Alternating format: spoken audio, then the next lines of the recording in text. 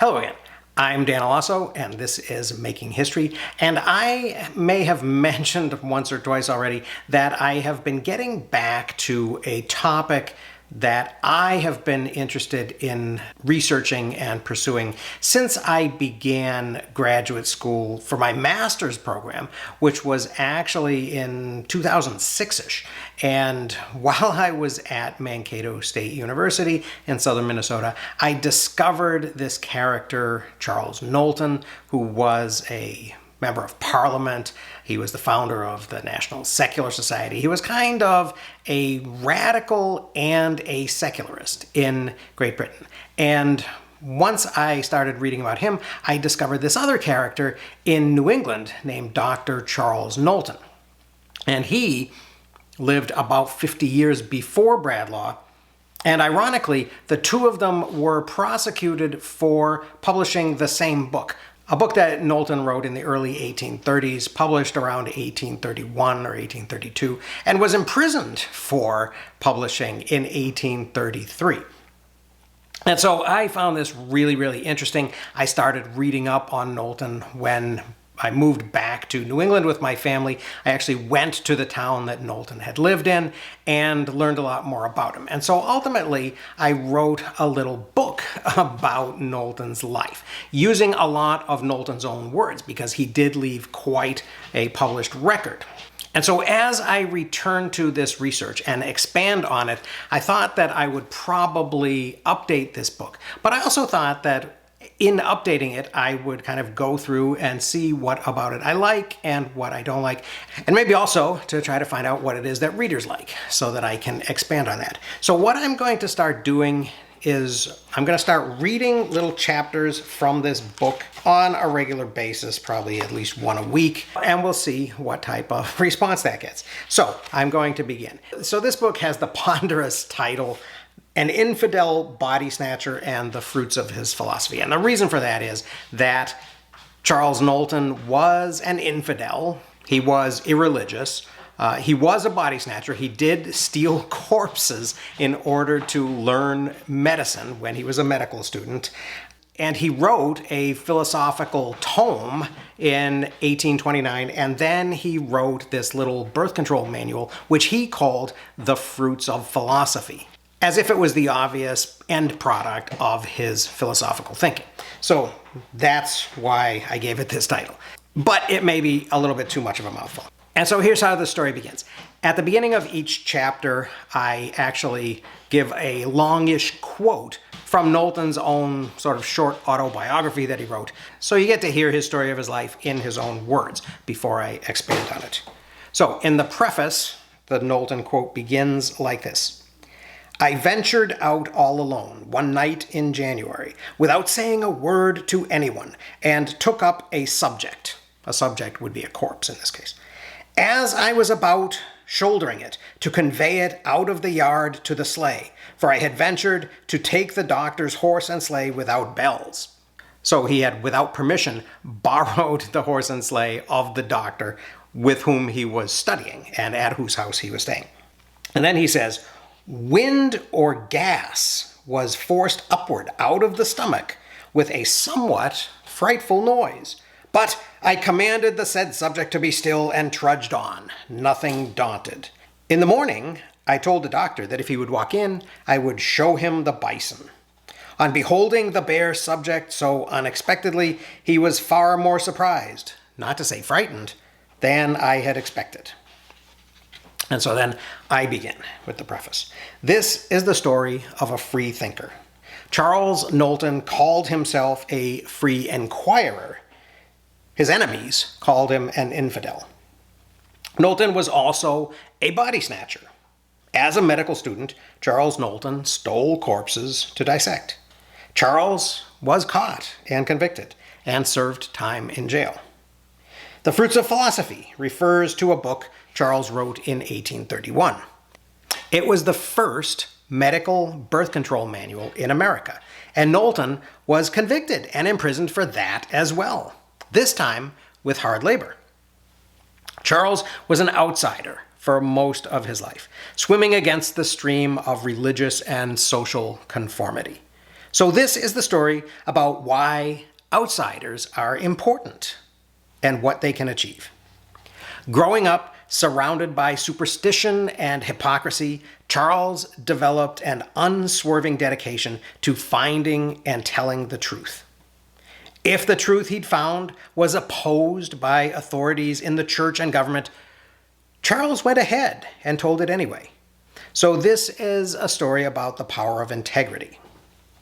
It's also an adventure story, full of conflict, drama, humor, and a little horror. Charles Knowlton led an unusual life. It gave him a radical outlook and led him to develop a unique personal philosophy.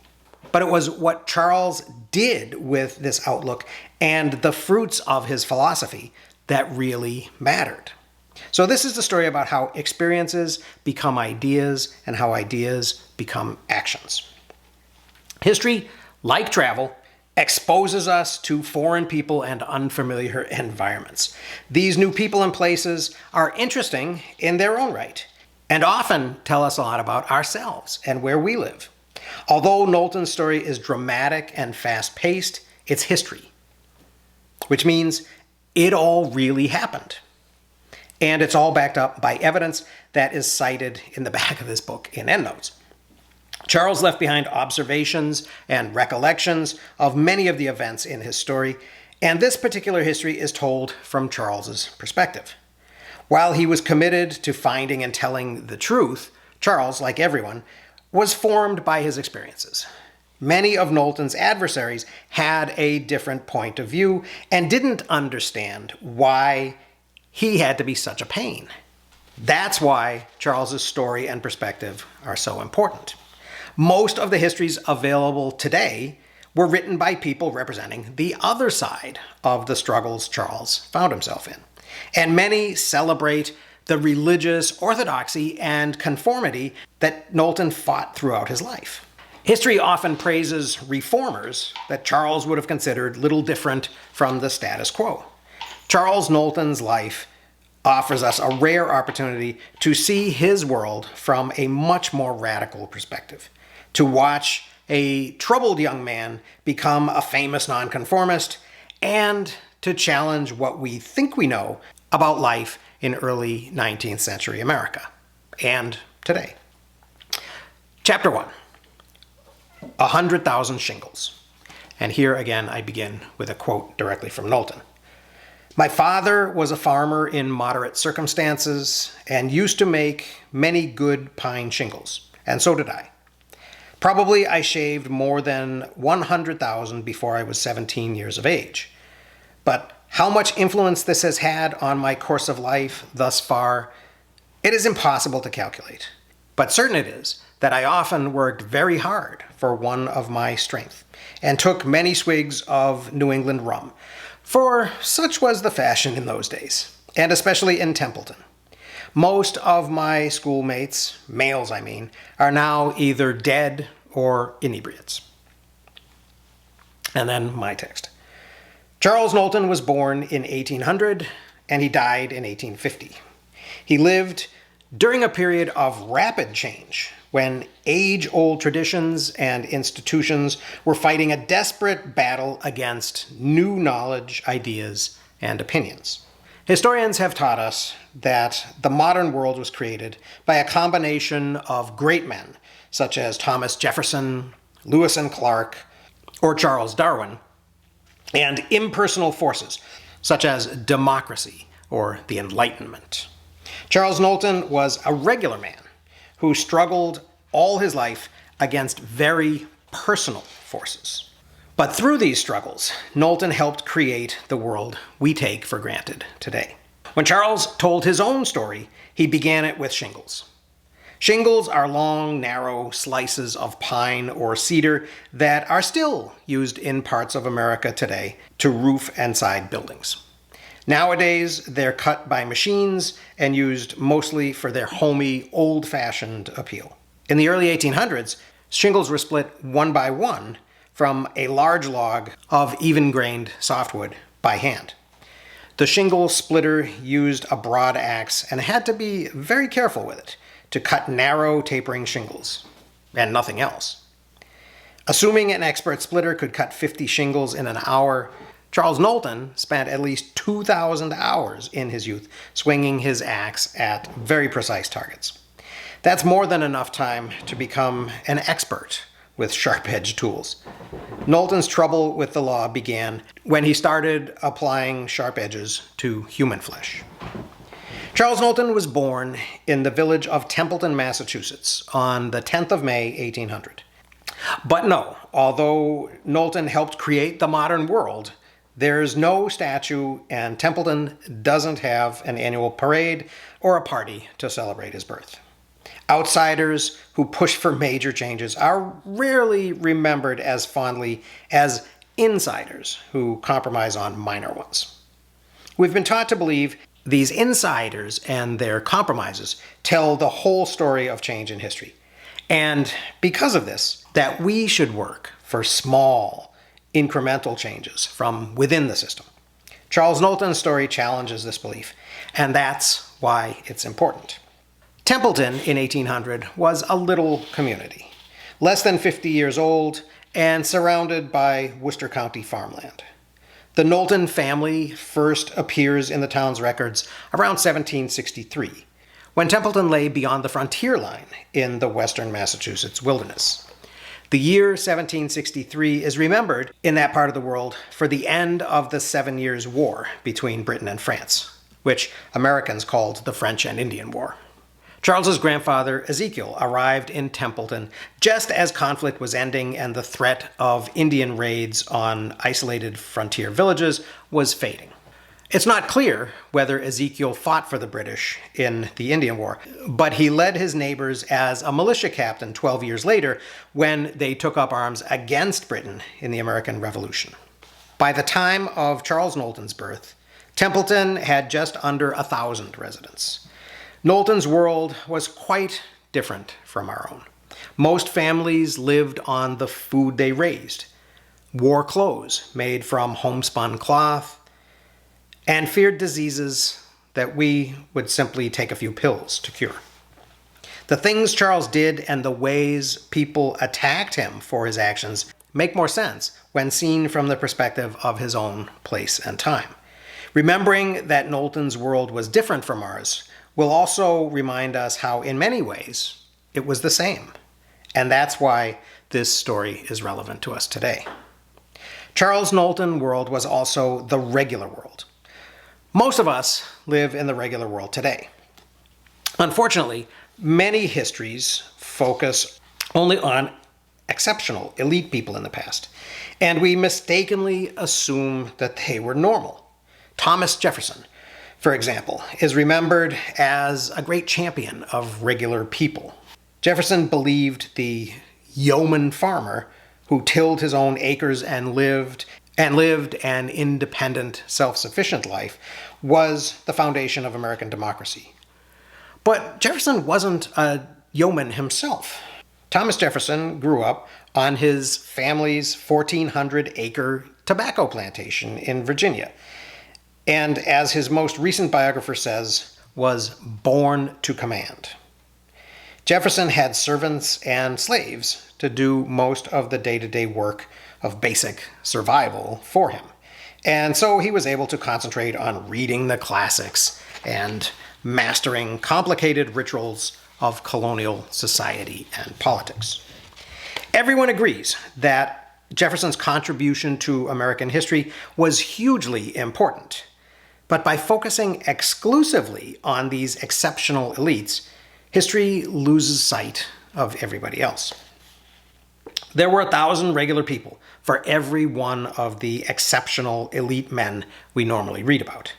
Many of these regular men, women, and children led lives that wouldn't interest anyone but historians or their own descendants. But more often than you think, regular people did exceptional things we ought to know about.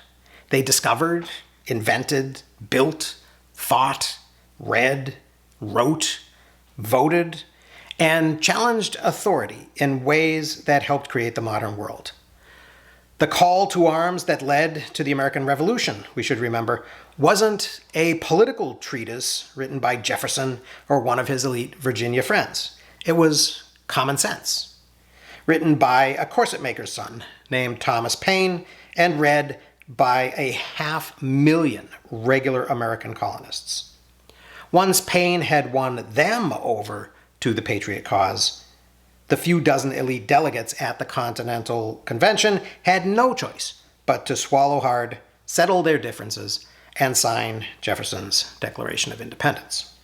The American Revolution was fought and won in 1781 by the regular people Thomas Paine had written Common Sense for, including Charles Knowlton's grandfather and his father.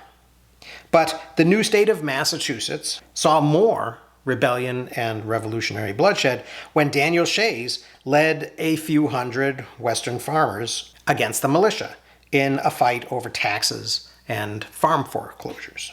Shays' rebellion helped push the 13 states to adopt a new constitution and elect the Federalists, George Washington and John Adams, as America's first two presidents. Then, an opposition party under Thomas Jefferson took the government away from John Adams in what Jefferson called the Revolution of 1800.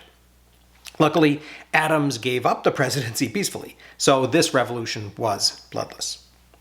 When Charles was born in 1800, Jefferson's friend Thomas Paine was in France, where he'd gone to support the French Revolution. Paine had been elected to the French National Convention, but was later imprisoned and sentenced to death because he opposed the execution of the French king.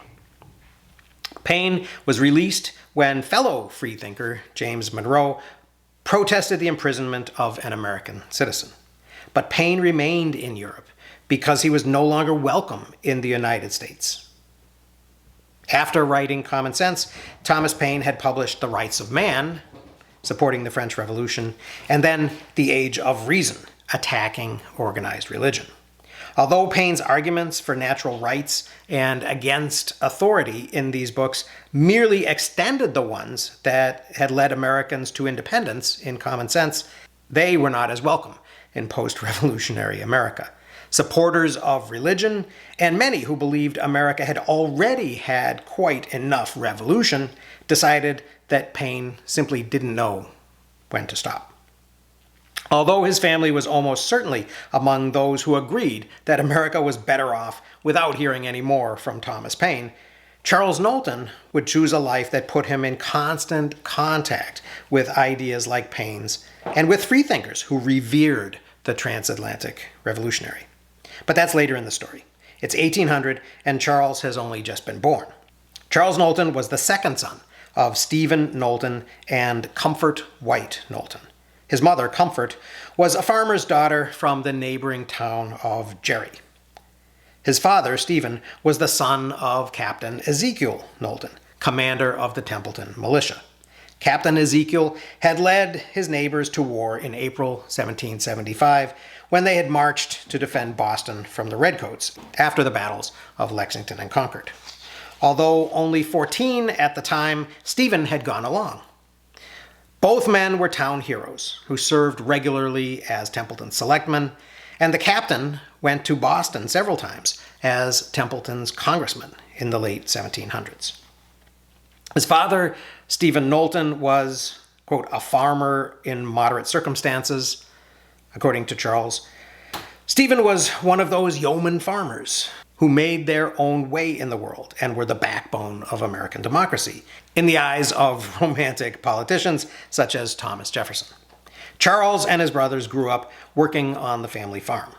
In addition to the 100,000 shingles Charles split as a boy, he and his brothers had a daily routine of farm chores. The average early American farmhouse burned 30 to 40 cords of wood in a year. Firewood was boys' work. So, while living with their parents, Charles and his two brothers probably cut, split, and stacked about 500 cords, or 1,000 tons of wood. But firewood was just one of the many daily chores for a farmer's son in the early 1800s. Charles Knowlton's family, like all the farm families of Templeton, grew nearly all of the food they would eat or feed to their animals during the year. The amount of hard physical labor it took to feed even a small family like the Knowltons is very difficult to imagine in an age when most of us get our food from supermarkets and when the few farmers left have tractors, combines, irrigation, chemical fertilizers, and pesticides to help them feed the rest of us. Farmers like the Knowltons were responsible for their own survival. They literally reaped what they sowed. And in addition to producing nearly everything they would consume in a year, a farm family needed to make something it could sell in town. For the cash, they'd need to pay taxes and buy what they couldn't make for themselves. Something like pine shingles. So that's the end of chapter 1. In a few days, I'll read the second chapter, which is called A Backward Scholar, and talks about Charles' early education. So I hope you found that interesting. Thanks very much for listening. I will see you again very soon.